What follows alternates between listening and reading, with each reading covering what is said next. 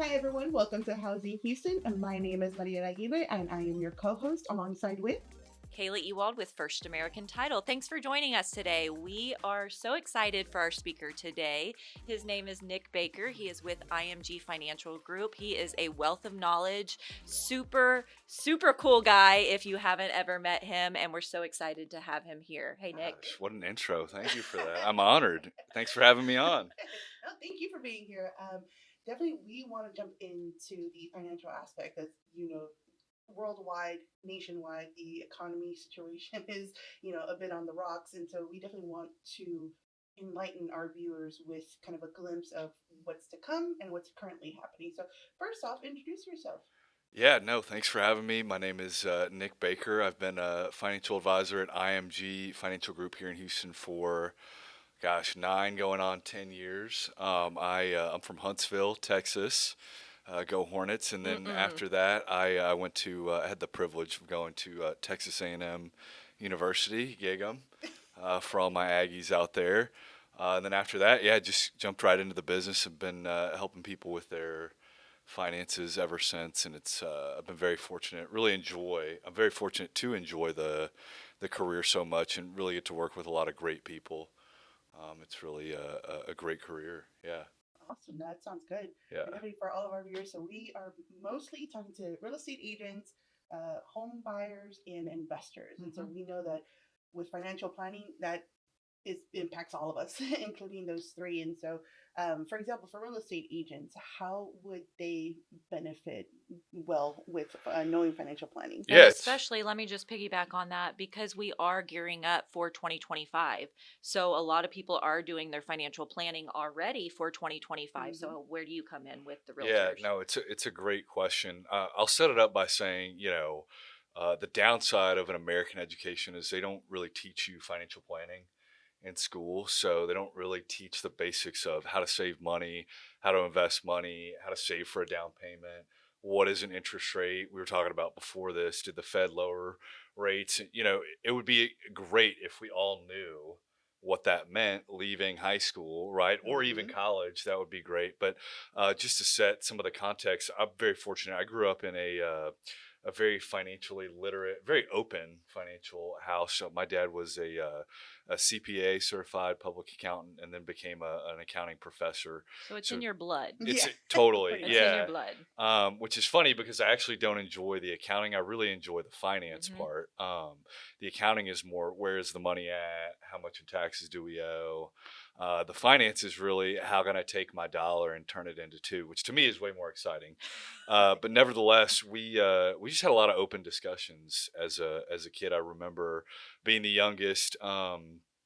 I always used to question, like kids do, question a lot of things and ask a lot of questions. And growing up, we all have friends of different Mhm. backgrounds and privilege and access. And, my dad would always be like, if you want things in the future, oftentimes you have to sacrifice now, right? I think that's a Dave Ramsey thing too, right? We If you love, want what other yeah. people can't have, you have to be willing to do what other people aren't willing to do. So, all that to say, I learned a lot of those skills and the value of saving money.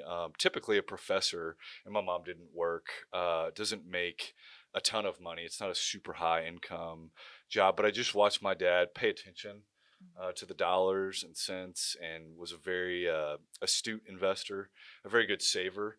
And sort of watch him kind of grow his wealth, and then the opportunity that presents your children was very formative for me. But as it relates to real estate, we used to move around Okay. a lot, right? And if you're at all familiar with education, higher education, as a professor, you kind of move university to university till you find your place or you get tenure. And so I just remember all of the financial decisions that go into moving, right? And it's just not. Sometimes you have to move, and other times you want to move. Where somebody like our team, somebody like IMG, our firm where we come in, is really making sure that you're just making all the best financial decisions, right? If I want a house, how much can I afford? How much should I be saving for a down payment?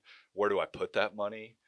These are all really, again, questions that I wish we covered in high school or college. But fortunately, that's why people like me have a career in doing this because it's a little cheesy. But I always tell people, really, what we do is just educate Mhm. people And then if they hire us, we give them information and education and really consultation, advice that's in their best interest, because real estate is such a big part of what we all do and what we live in, whether you rent or buy. If you're a renter, you're renting from somebody that owns that property.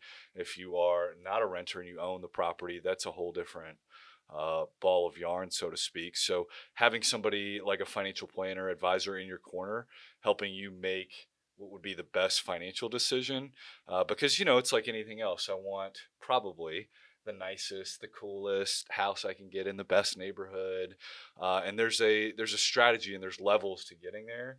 And I think that if you can make those steps digestible, simple, and attainable, right? It's like any goal. And like I was just saying, maybe you can't do it next year, but if you save for a few years, you can get that house. Or if your goal, one thing we hear a lot is to invest in real estate, um, you can do that over time, right? And just setting goals and how much you're going to save, and really the asset location, where are you going to put your assets? And so I think, we all have to live somewhere. So when it comes to real estate and the real estate market in general, I always jokingly say, but it's true, dirt doesn't depreciate. So in general, having some amount of real estate in your assets makes a ton of sense. And it's the American dream, right? To be able to own your own home and have that be free and clear, aside from property taxes, right? Right. Aside from that, that can be your space. And I think that's just Right. a really special thing. And maybe it's not super unique just to our country, but it is a big part of the American dream, The is to be able American to dream. attain that. Yeah. So, and what you're saying is no matter what level you are on with your finances, it's always nice to team up with a professional like you to say, here is where I'm at. Now let's plan for the future of where I can be or where I want to be. Yep. And the biggest thing is we all generally, and a lot of money is psychology, probably very similar to real estate. We have blind spots and we have bias. We generally, with our money, and real estate's no different, we generally assume and hope for the best. The really prudent way, the really savvy and pragmatic way to approach it is, well, let's hope for the best, but let's also plan for the worst. Mhm. And so I think sometimes people get really excited about a goal or what they're trying to do, especially when it comes to purchasing a home. And if we can help them potentially avoid a pitfall or mistake, that's going to be a huge financial benefit to them. So maybe you can't afford this house at 500,000, but 400,000, we can make that work. Mhm. And if that prevents you from, having to change up your lifestyle, or pull your kids out of the school that they're going to, or in any other number of scenarios that can happen when you overextend yourself financially, that's really the value of somebody like us. And I think it's unique because we are in a transactional and a consumer society. So everybody's trying to sell you something. We can have the unique position of, we're on your side. So if you were going to a negotiation, we would be sitting on the same side of the table as you, trying to get the best deal for you as possible. Versus, if you think about, if I walk into a car dealership, they're not necessarily trying to get the best deal for me. They're trying to sell me the most expensive, Right. Mhm. nicest, fanciest car. And I don't blame them. I would too, right? We all have to make a living. But you always want somebody in your corner looking out for your best interest, because I always say, tongue in cheek, it's not a matter of if it's going to rain and thunderstorm in your life, metaphorically. It's just a matter of when. And how that looks Exactly. like to recover from that fall. Yep. Hmm. And so I think sometimes when people see those scenarios, right? So here's what it looks at this level. If this goes well, if this doesn't go well, it can kind of absolutely affect your decision making. Right. And some people don't mind taking the risk of maybe overextending themselves a little bit. They're comfortable there. I love risk when it comes to investing. And then other people are just much more conservative. Right. They don't want to have to potentially be in a spot 2, 3, 5, 10 years from now where they're up at night worried Mhm. if they can pay their rent or their mortgage. So let me ask you this. Do you have a lot of clients? Because it reminds me of the movie Hitch, Mm. where he's the managing. I think I've said this to you before, but do you have a lot of clients that are going to make these real estate investments or these purchases, and they're like, hang on, let me call my financial advisor and let me get him to approve it before I move forward with this? We do. I have quite a bit of real estate friends, acquaintances, clients. Certainly, people that have a pretty high income are always, I would say always, oftentimes very interested investing in investing in real estate or being around real estate. I don't want to oversimplify it, but it usually falls into one of two camps. You have really, really great clients who, call you every time there's a major life decision or a significant amount of money at stake, and they want to seek your advice. And I always tell people, whether you take that or not, our advice is completely up to you. You have to live and decide for your own life. And then you have the other subset of your clients who, they buy a house and they're like, oh yeah, I forgot to tell you, Oh. we bought a new house, and you're I like, just dropped Oh, that might be 400,000 me. on exactly, this. no biggie, no Maybe. worries. You're like, hang on. Yeah.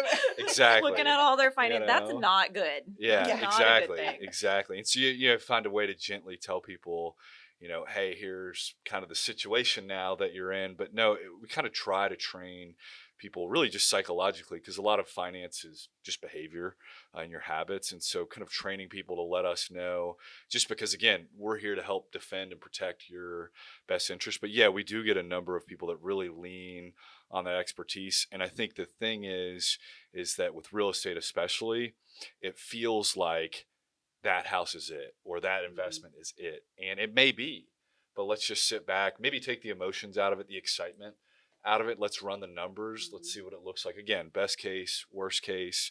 And so, yeah, people do really lean on us. I find people that are more risk averse really want to take a step back and be more objective. But people that have a higher risk tolerance, like myself, sometimes you kind of throw yourself into a deal. But then again, those type of people, after you throw yourself into two or three or four deals that maybe don't go your way or go sideways, then they learn to kind of come back and just reevaluate all the metrics. But it's like any investment. You really don't know. There's no guarantee Right. that something is going to work out. And I always tell people, gut instinct is a big part of it. Trust your gut. Certainly trust the math and the projections. But listen, you only get one shot at this thing called life, and there's no real reason that you shouldn't. If you feel like you're making a good decision and you've thought it through, and all the other pieces are lining up, I always encourage people. It's okay to be excited. Right. You've worked really hard and saved this money. You can afford this, $500,000 house in the neighborhood that you wanted, or 400, or whatever it might be, right? Mhm. And that's exciting to be a part of that. Oh, for sure. And I'm happy that you mentioned that you take off the emotional aspect of it, and that's awesome about having someone like you in our corner, for us consumers, because we are seeing it from an emotional side and we have one perspective, but here you come kind of seeing it from a different angle, and so you are able to run the numbers and do the math. And so if math ain't math, and then it might not be a good idea for you to do that. Right. And that's where you come in, and it's similar to what we do in real estate when it comes to investing. You have to take the emotional side of, I know you lived in that house for 20 plus years, but now you're converting it to a rental. So we got to take off that aspect of it. And like, the numbers are the numbers. The rental market is not going to be 3,000 for that, for your home. I'm sorry. I know you Right. love it. I know you have grandma chandelier hanging up there. Grandma It's not going to work out. And It's not you gonna think work it's out. worth And you 3,000 think a it's month. exactly. Yeah. But the market is telling us, no, you're more in the 2,200s. Mhm. So, that's where the math comes in, and Right. unemotions. You remove the emotions from that aspect. Yeah, it's an interesting. I always tell folks, like, we're in the business, and y'all are in the business of having hard conversations, Mhm. and really, like, that's what you pay somebody like us to do, Right. is to really tell you the truth. Because if we don't, and then we're wrong, you're never going to hire us again, or you're going to fire us, as you should, right? And so the value of a professional, like everybody in this room, is really, news isn't always great, and things aren't always going to be perfect. And I think that's a big part of having somebody like us be a part of the conversation. And I actually really enjoy that, because it's a funny story. I was talking to my girlfriend. She has had a long time financial advisor and a family advisor, and she had a meeting with him on her own, and she's like, I have no idea what we talked about, but it sounded really good. It's kind of that old school Yeah. advice, the old school, real estate agent, financial advisor. It's like, I'm going to say a bunch of like really fancy things, get you really optimistic and excited about it. And, there's an element of just like trust. And I think and there are really, really good real estate agents out there, the Aaron Hunts of the world, Adam Olsons of the world, that really take the time to be hyper transparent and truthful with people, because they know that if they're putting in that karma of telling the truth and really being approaching it from a consulting standpoint, they'll get more business out of it. and people will tell more people about them. And that's really how we try to approach financial planning, is that I know if I can help you avoid pitfalls and then also take your money and deploy it in a way that grows it in a satisfactory method, that you will continue to come back to us for advice. And that's really the goal, right? Is you want to have a client for 20, 30, 40 years, not for one. Oh, And yeah. you have said many times, interview me and interview 3 or 4 other financial advisors and choose who is the best fit for you. So we love that honesty and Well, I just transparency. think it's so important because, like the story with my girlfriend, it's like most people are not comfortable saying, I have no idea what you just said. Like, can you break it down for me in a way that I get it? Because that is so important. Is you have to get somebody, whether it's a real estate agent, a doctor, whatever it is, financial planner, that you feel comfortable saying, whoa, whoa, whoa, hold the phones. You just said standard deviation or letter of interest. I'm going to be honest with you. I don't know what that means. Right. And this person doesn't make you feel stupid Right. for not knowing that. And not only that, they really take the time to explain it to you on a fundamental level, rudimentary level if necessary, and take the time to make sure that you get it. Because I always tell people, in real estate, this is especially prevalent. If you don't understand it, it has a very strong likelihood of not working out. Right. And so when you're interviewing people, you're getting a feel for, do I feel comfortable with them first? Can I trust them? And then can I really ask them questions that they're not going to judge me for asking? Because, yeah, maybe I should know what a letter of interest is, or I should know what compound or interest rates are doing, but I don't. I'm busy living my own life. In this example, I have kids maybe, or I have my own career, and having somebody that can answer those questions in a satisfactory way to you so that you now understand. You don't have to be an expert, but you can turn around and explain to somebody else. I often joke, if we did like exit polling, if we did a quiz when you left a meeting with Mariela or Kayla or myself, I feel like a lot of times people would do really well, because I know y'all are good at that, but just explaining to people and giving them the space and the opportunity to ask questions and being like, no, no, no, really, this is a very important thing. I don't want to rush this just because I know I have another meeting or you have other things to get to. Let's take the time to really understand this. Because again, if you don't understand it, when it rains, not a matter of if, when it does rain and things get more difficult, the budget gets tight, we have something like 2008. If you don't understand it, it's just really hard for it to go well for you. Oh, for sure. And we learned what 2008, what happened with Ben Sinclair at a previous podcast that we did. Yeah, I And saw that. It was gave us, great. yeah, he gave us a lot of insight when it came to that. And That he's a was, great example too of somebody that'll just tell you the truth. I would submit that's why you should interview multiple people. It's hard to find people. A lot of people are good salespeople, but ask them why you shouldn't do the deal, or what are the negatives. And if they're like, well, I really can't, I can't think of any. Right? Like the car example, it's like the car. So like, tell me why I shouldn't, or what are the negatives? What would be the potential downside to this? Well, the car doesn't have this, it doesn't have that. I know you were looking for this. That's an honest answer. Then now I can work with that. And to find people like Ben and Kayla and Mariela in this, in a consumer and transactional society, it's hard to do. And you're probably going to have to ask 2 or 3 or 4 people. So you hit on the economy a little bit. So let's kind of go into it more. The economy we're in right now, how does that affect financial planning, real estate? Yeah, it's a great question. The first thing I always tell people is that the economy and the stock market are actually two separate things. I think a lot of times in our society and culture, we will conflate the two. It's actually kind of nice that they're separate. It can create some interesting debate in other conversations. But in general, I would say actually right now, outside of cost of purchasing some stuff and groceries and things like that, in general, the economy is actually relatively stable right now. There's definitely some volatility in the stock market, but really the what it comes down to is the individual person, because I might love where the economy's at, or I might not like it. I might love where the stock market's at. I might not like it. I might love where the real estate market's at. I might not like it. But it's really dependent on you and your life, Your situation. your situation, almost entirely, right? And We so feel that way on the title side of it. Every deal we get is a different situation. So when real estate agents are like, hey, what are we going to do with this house? It's like, oh, there's not just one house where we can handle that. There's so much more layered in depth into it. Yep. Yep. And so, in general, I think the nice thing about real estate is that people are always going to be buying houses and moving, and in general, striving to hopefully own Hmm. a home for themselves one day, which I think is a phenomenal goal. Just building equity, forcing yourself to build an asset, I think is a wonderful concept. As it relates to investing, we always tell people, what should I buy or when should I invest? Well, the best time to invest is yesterday, Right. right? It's just to get it going Yeah. because most of personal finance in the stock market is really behavior driven on an individual level. And so, in general, the economy goes through what we call cycles. It's cyclical. So, you will have recessions come and go. You will have the economy do better at times, it will do worse at times. But in general, if you can hone in on yourself, your family, and your skill set, and what value you add to this economy and society, I think you can do a lot of really good things, really with the one concept of compound interest, meaning if you can save consistently over 20 years, 30 years, 40 years, which is exactly what a mortgage is, right? Which is why it's such a great concept is I can borrow money more than I would be able to for any other asset, and I can Hmm. put it into this asset, which by the way I get to use and enjoy, and it's building wealth for me.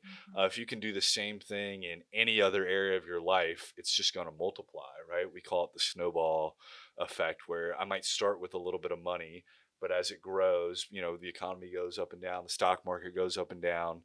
That money will continuously grow Hmm. because what we do know and believe in is that the stock market has never hit zero, right? The real estate market has never hit zero. There's certainly been painful periods in history, but Hmm.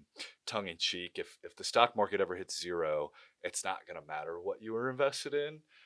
The only thing that's going to matter is how much food and medical supplies. So that's at the drastic end of the spectrum, Right. right? I believe in capitalism. I believe in this country.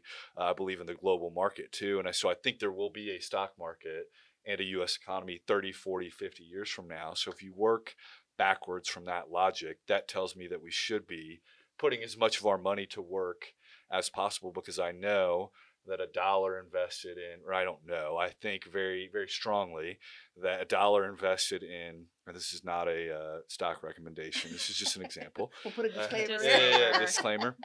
disclaimer. A dollar put into Apple today will almost certainly be worth more in 10, 15, and 20 years from now, similar to every time you pay your mortgage each month. Hmm. The dirt under your property, the value of your house is almost certainly going up long term, right? People get really excited and nervous in the short term, but that's why it's a lot of behavior. And a lot of what we do is behavior coaching. And just if you can stomach and weather through the downturns, obviously when everything's up, like right now, everybody's having a great time, everybody's making money, value of their house is going up, the value of their 401k is going up. That's not, it's like winning in Hmm. sports or anything else. When you're winning, everybody's happy and it's great. You really do have to prepare for the times when it isn't going well, because I would submit that's actually where people get ahead. Hmm. And if you can plan ahead for times when the market's down, when the real estate market's down, when the economy's not doing well, a great example is like COVID, right? And the analogy I always tell people is if you think about like a Target after Black Friday or on Black Friday after Thanksgiving, there's like a line around the building. Of course, right? You're going to get your big screen TV at 50% off. It's a great deal. Can't wait for that. Exactly. I won't be in line, but maybe online. I will not Maybe be in Right. line, online. but I Yeah, am on the lookout for that's some right. TVs. 100%. It's the same thing in the stock market, same thing in the real estate market. If I like COVID, if I can buy something that used to cost $100 and now it costs $60, right? I want in on that, Hmm. right? I want to buy things at a discount, but people tend to do the opposite because they're afraid. It would be Right. like going to Target, buying the TV for $600, right, and then returning it and buying it for $1,000, returning it and getting only 600 back. Mhm. So you really want to be kind of counterintuitive to the rest of what media culture, whatever's saying. When everybody else is panicking, Hmm. that's when you should kind of buy more, Oh yeah. right, One and of my double down. one of my favorite quotes comes from similar to what you're saying of through chaos comes opportunity. And so Always. there's always a way to find the opportunity so that you can benefit and your family as well. Just look at the ultra wealthy. There's a new billionaire every single day that COVID happened. Why? Not because the market was going up. It's because they were buying up assets that were on sale. So it's really difficult, in general to time the market, but we always tell people be consistent, be consistent. And then, when there is a dip, when there is a good investment opportunity, when there is a good real estate investment, then you can deploy some of that cash that you've been sitting on. You'll be in position right? to do so. So, Exactly. what are some of the top items that people invest in? Yeah, in general, the number one thing we tell people to do is to invest in yourself. And what I mean by that is coming up with a plan for your life and sitting down and writing out your goals, because just saving money or just buying real estate, that's great, but what are you doing it for? And it's a little bit cliche, but I enjoy the practice of reverse engineering. But like when you're on your deathbed and you're dying, what are you going to wish that you had done? Right. And let's work backwards from there, because I always jokingly say it's no fun dying with $15.6 million in your brokerage account and Well, your 6 kids will be properties. happy. Yeah. I'm sure Your maybe, kids, your who grandkids will be knows? happy. But did you do what you wanted to do? Right. And so let's start there, because yeah, it's a very common question. Like, what do I do? It's like, well, I don't know. What do you want to do? Right? You can work very hard in this country for a very long time and never really get to do what you want to do. And so that's another kind of really deep value of us, is just getting crystal clear on what it is that you want to do. And then we can come up with a strategy to get there, right? In terms of investing specifically, most of the time, there may be some academic debate on this.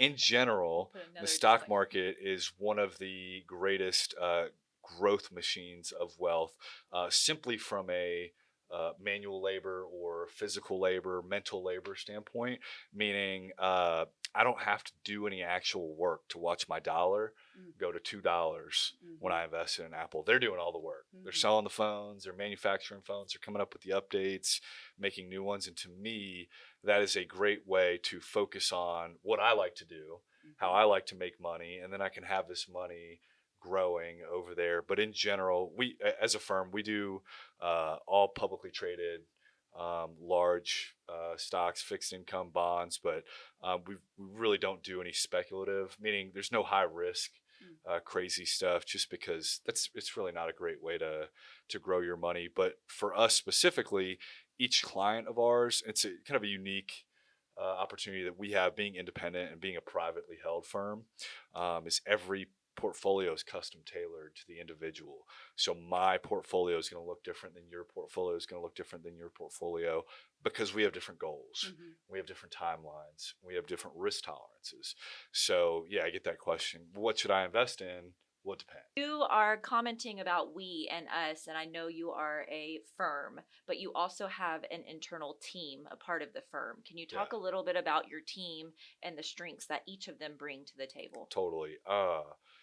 I think, it's definitely a privilege, but I always encourage people that we work with, you're going to be so much, as clients, people that we work with, you're going to be so much more productive, and have a lot more satisfaction if you really enjoy what you do. So I learned very early on in my career, that some of the more administrative tasks, and I say that, not in it, like those are very important tasks, right? Especially in the securities business. I mean, having every T crossed and I dotted in exactly the right way is super important.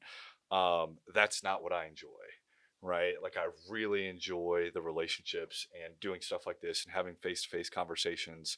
If I never filled out another form in my entire life, I would be so happy. Probably not going to happen. You have Hang to on, you hear that, Zach? Right. Don't ever let That's him right. fill out another form. He does a great job, and He's credit amazing. credit to Zach Short. I'm sure he'll listen to this. He's the son of one of my first great clients, and he is, I call him my chief operating officer.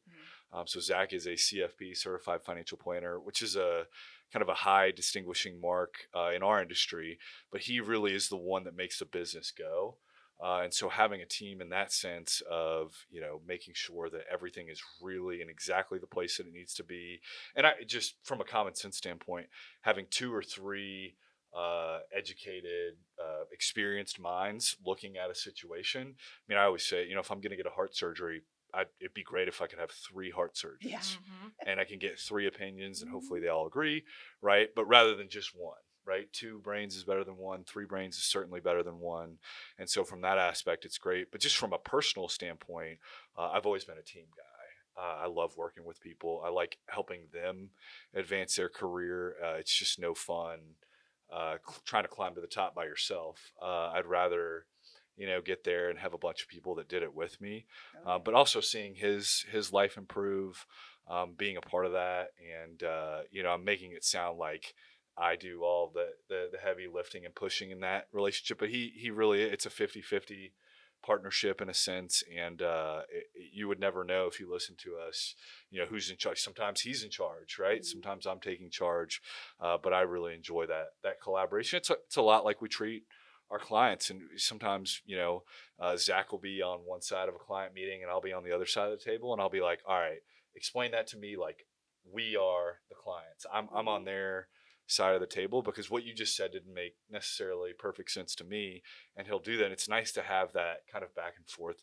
He's certainly a more of a type A academic personality where he's really invested in Mhm. I'm not the just saying this. details. I feel like out of all of the professions and business owners and industries that we see on a daily basis, you and Zach are one of the best teams that I've ever been around. Well, Just thank you. how you communicate and how you work together, it's exceptional to see. Well, a lot of credit goes to Zach for sure. I mean, I'm sure I'm not the easiest person to work with. Can be Nonsense. a little demanding, a little aggressive, certainly. But we always joke he's like my continuous PR agent. But a lot of that credit, really, it really does go to Zach, and I think it takes a high degree of self awareness to make it in this career, and really have, a lot of people can make it, but just really have a, like, we don't really lose clients, and I think that's because we have such a good personal relationship. There's so much trust built up, and Zach is able to do that at a very high level, also with me. And it just says a lot about who he is, his character, and the tempo that he really brings Mhm. to the business. I always joke like Zach is, in any given room, probably one of the smartest people, if not the smartest. But you never know. He's not going to brag. But the tempo that he can bring with that intelligence, consistency, the eye for detail He didn't know is. he was going to get all this on the I know, episode. I but Right. mean, you might as I well say be it all the here, time. Zach, It's okay? true. Yeah, Right. y'all can Yeah. have him on. I He'd be a great mean, geez guest. Louise. But what's Yeah. awesome is that y'all are all so different, because I think you have another person on your team, Travis. Yep. And so all three of y'all are so different, but at the same time, y'all are so much alike that y'all are able to kind of collaborate together as a whole and almost become one person, Totally. because y'all are seeing it from different perspectives, because each and every one of you have your strong suit. And so that's what I think is awesome, and I've seen in person. So What's the saying? It's like you can go fast alone, you can go far together. mm, I just always believed in that. I think if we combine our talents and our God given skills and what we like to do, we can get there much quicker, much hmm more efficient. oh yeah. You have ideas and skills to bring to the table, to your point, that I maybe don't have. But again, it speaks to the quality of my team, that everybody can be self-aware to know we don't have to put a bunch of ego. There's a lot of ego in the world, especially in this business. But if you can remove your ego from that and really remember that we're here to serve Mm, the people that we're working with, I think it takes it takes a certain kind of person to succeed oh doing yeah. this. And you talk about nurturing your clients and you talk about serving the people that you're in business with.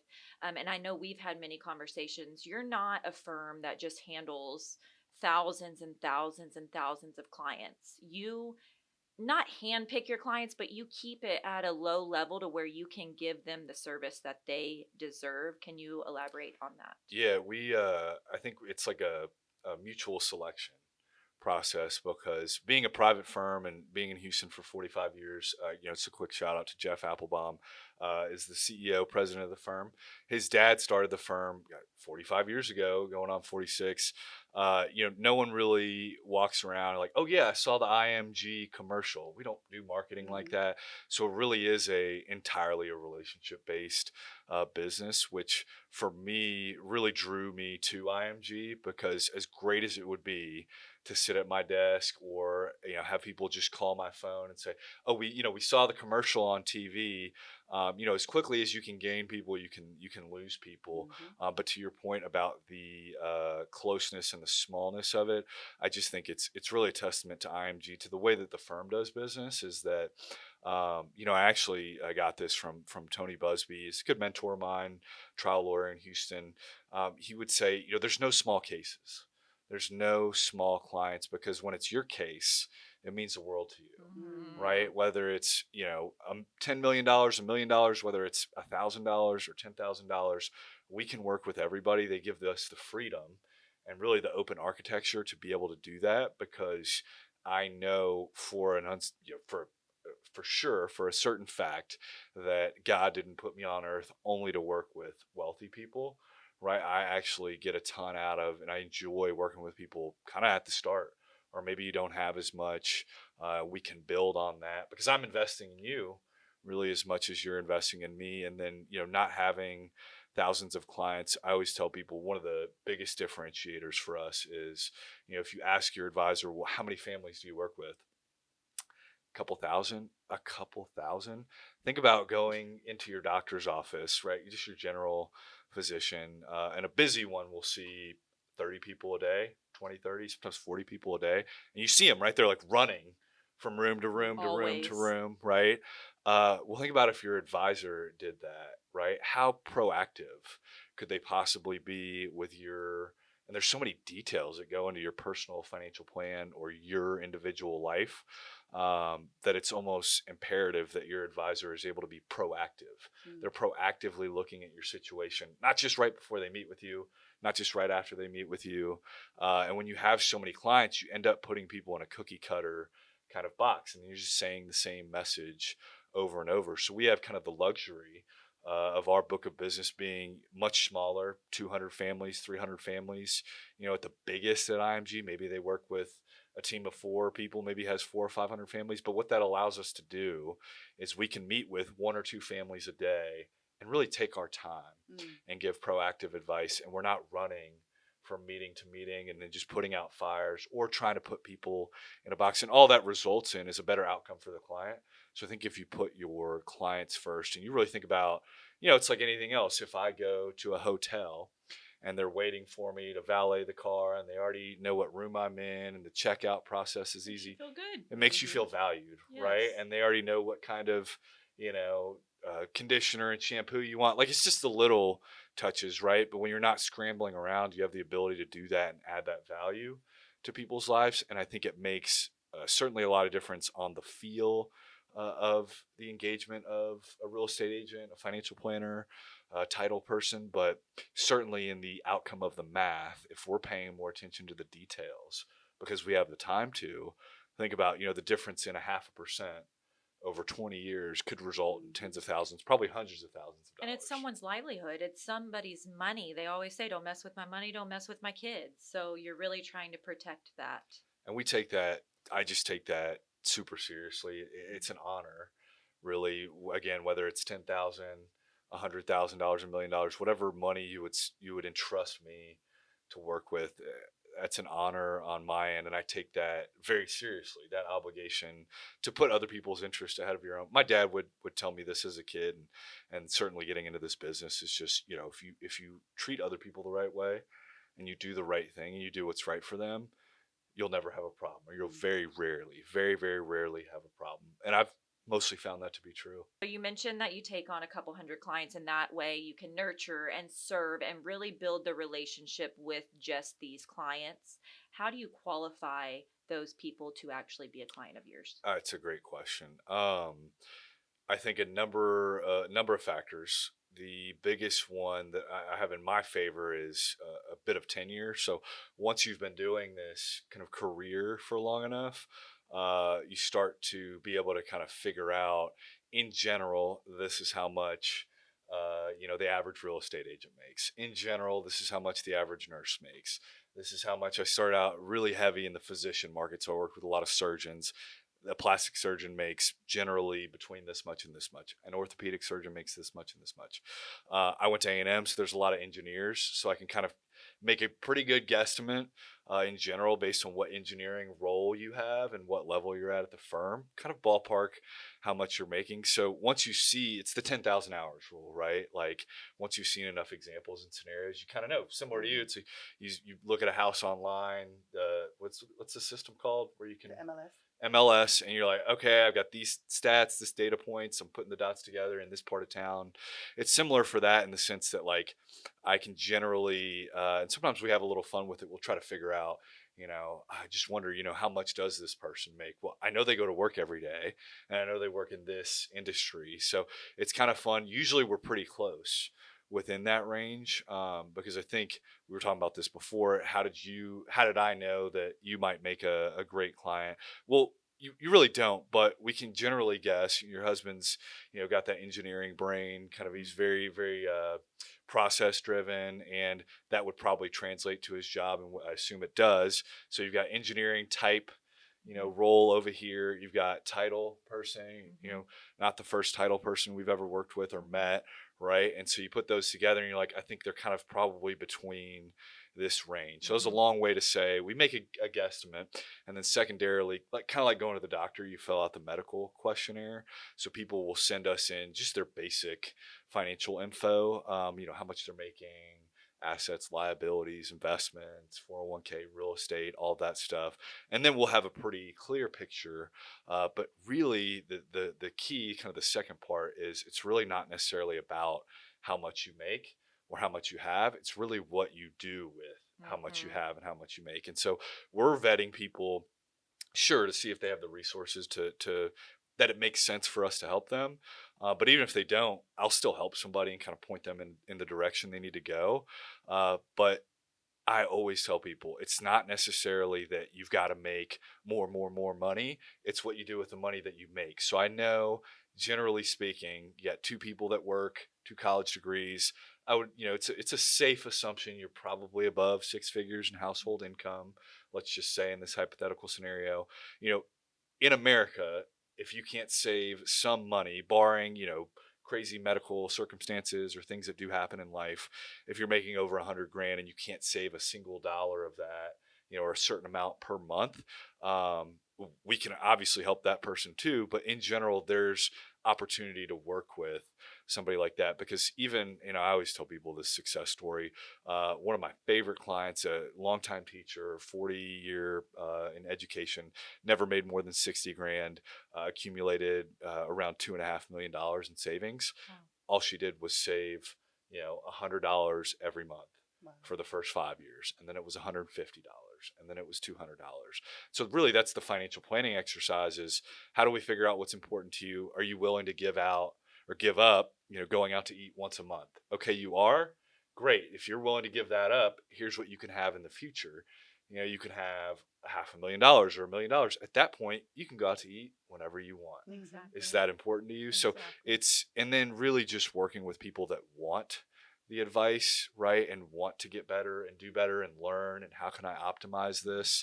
But really, to me, it's less about how much you have and how much you can invest, and really how invested you are in the process of setting and attaining and reaching the things that are important to you. If that's your kids, paying for college, owning a house, being able to retire early. If you're really invested in that, I'd love to be really invested in that with you. So it's the mindset too. I think my biggest pet peeve, not to go on a rant here, is my husband and I, we budget, and we are very just particular about where we spend it and what we spend and all the things in between. And I remember we did Dave Ramsey at the beginning of our marriage, and life changing. But I remember when we would get kind of nerdy about that, people would be like, I'd be like, don't you budget? Do you want to do this? Do you want to have the envelopes and count your money? And they're like, no, we know where our money's going. We're not broke. And I'm like, no, it's not for broke people to budget and financially plan. It's just to be better and get to where you want to get to. Totally. And everybody would always look at us like, oh, they must be poor. And you know what I mean? Like, no, it's tacky, funny because, but I'm like, no, it's just to be better. The people like you are oftentimes secretly the most well off. Like, they're not going to throw it in your face, but like I always joke, like, yeah, it's like my dad never made tons of money. He made a good salary, but just being able to consistently save, you'd never guess he drives, beat up old truck around.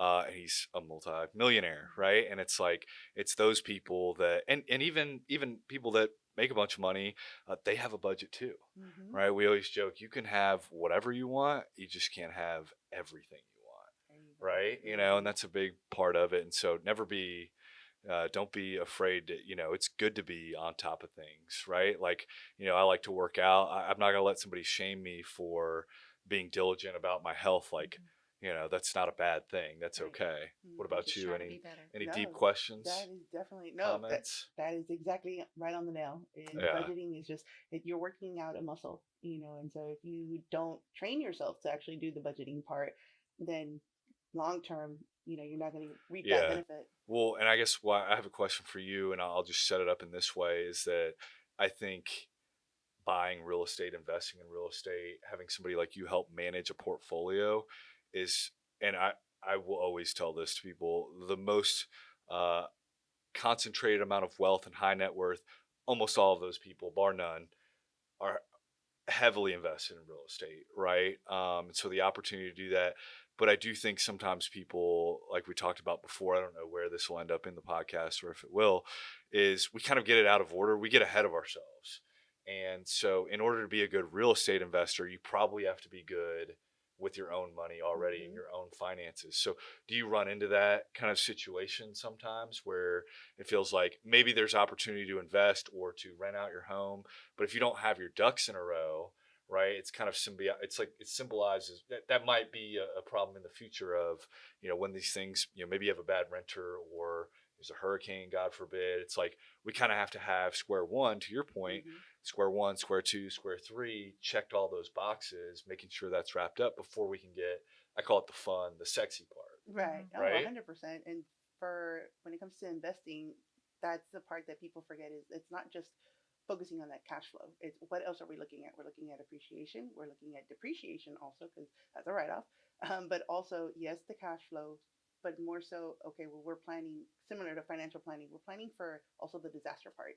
What if the tenant ends up destroying the property? Okay, do you have the funds to, pick it back up? Because the goal after we remove that tenant is all right, we got to put it back on the market, keep making you money, right? And so, do you have the funds allocated for that? And so, that conversation needs to be had with the client so that way they're prepared of like, okay, well, you might want to remove, 5%, 10% of whatever from the rent, set it aside, but don't touch it, and, because I know the mentality is, well, I want to make that passive income so that I can spend that money. So Right, I'm not paying for that mortgage, whatever. And so, right.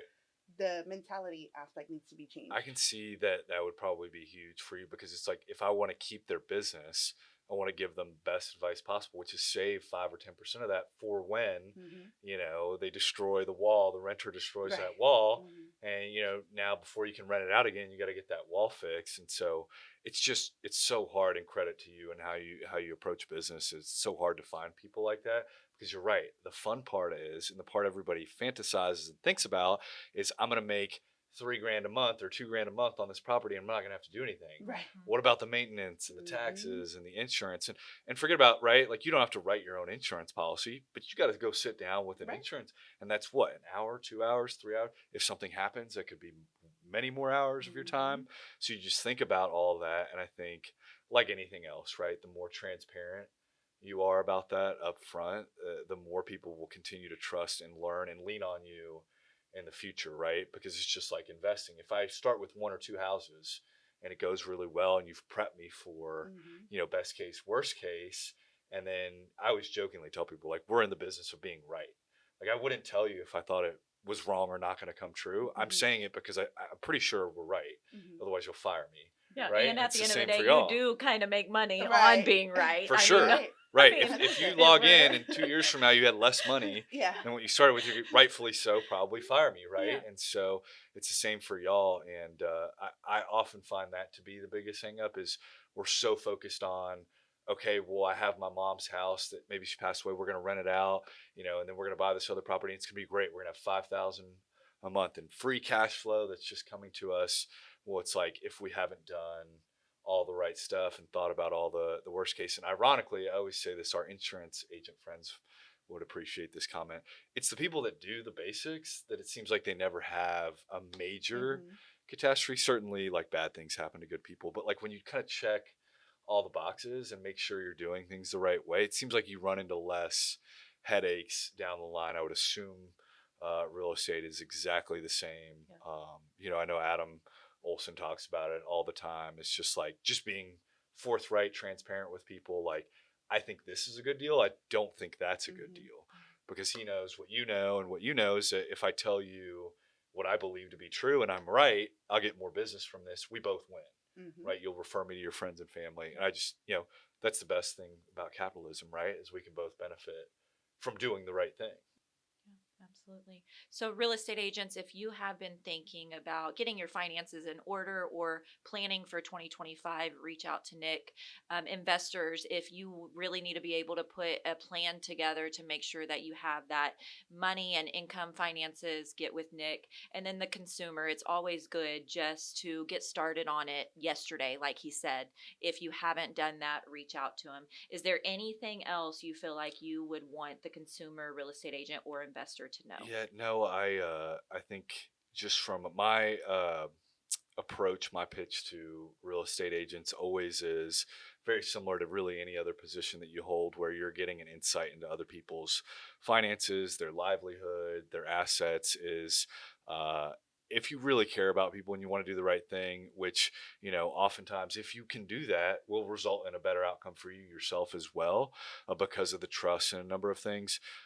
It just makes sense to refer the people that ask you, or if you notice something, it makes sense to refer them to somebody like us, because we'll make you look really good and they'll be really glad, right? It's like a referral to anything else. If I really, really need a really good mortgage person, maybe it's for me, maybe it's for my mom, a friend, and I send them to them and they do a really good job, A, that makes me look good. B, I know that they did a really good job for that person. And so overall, if that improves their life, how much more higher do they think of you, the real estate person, now that you connected them with a real estate, or excuse me, a financial planner advisor? And then we oftentimes are very collaborative. So we want to work with the other people. And I always tell real estate folks this: we're never going to step on any toes or tell somebody, oh, don't buy this, don't do this. I think a lot of times people hesitate in the real estate world to reach out or ask questions, because they think, we're just going to tell people to put everything in the stock market. And that's just not true. Because if somebody's telling me this is what we want to do in real estate, well, why would I turn around and be like, no, I think you should put it into the stock market, right? Yeah. It's like, I'm telling you I want the white Ford F-150. Why are you trying to sell me the Prius? Right. You know what I mean? Yes. So just from a basic common sense standpoint, I feel like, and then use this as a resource. There's no bill, there's no charge to call anytime or do a consultation. We just really enjoy educating people. So, with that being said, what is the best way for them to get a hold of you? Yeah, to get in touch with Mariela or Kayla. No, I'm just kidding. You can call anytime. Should I say the number? Yes, please. 832-369-9419. You can email me as well. It's just nick.baker@img. So it's Igloo March Golf financialgroup.com. So imgfinancialgroup.com. You can Google us. So my final call to action would be, whether it's us at IMG, me, Zach, just find somebody that you can trust, that really is in your corner. And you don't have to have $1 million to do that. The value of, I always tell people, it's just like a good trainer, right? A fitness workout trainer. We can write up all the workout plans. We come up with a perfect, and I mean perfect, workout plan, but having somebody there to guide you and explain, here's the value of the squats, here's the value of the bench press. Okay, this is working, this is what's not working. Again, just a collaboration. The value in that, in over the long term, and helping somebody, having somebody help you with your blind spots. And, a lot of us are educated and we feel like we know a lot. We certainly don't know everything. So when you're making really important decisions, the more information that you can take in and the different angles that you can look at it from, I think that's just super important when you make big decisions with anything, certainly when it comes to your finances. Absolutely. So get in touch with somebody. And thank you for being here. Happy to be here. Thanks for having me. Loved having you. Again, Nick Baker, IMG Financial. I am your co-host, Kayla Ewald with First American Title. And I am Mariela Aguirre with Terra Residential Services. We look forward to seeing you next time. Bye.